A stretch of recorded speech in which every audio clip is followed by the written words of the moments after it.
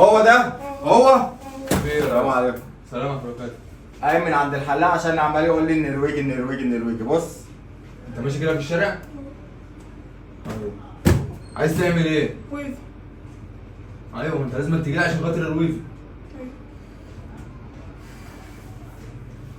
وطي دماغك. فعلا يا جدعان الولد ده جالي من الهرم وساب الحلاق اللي بيحلق له علشان نفسه يحلق عنده، ودي الصراحه يا جدعان كانت حاجه مفرحاني جدا علشان الولد كان نفسه يشوفني.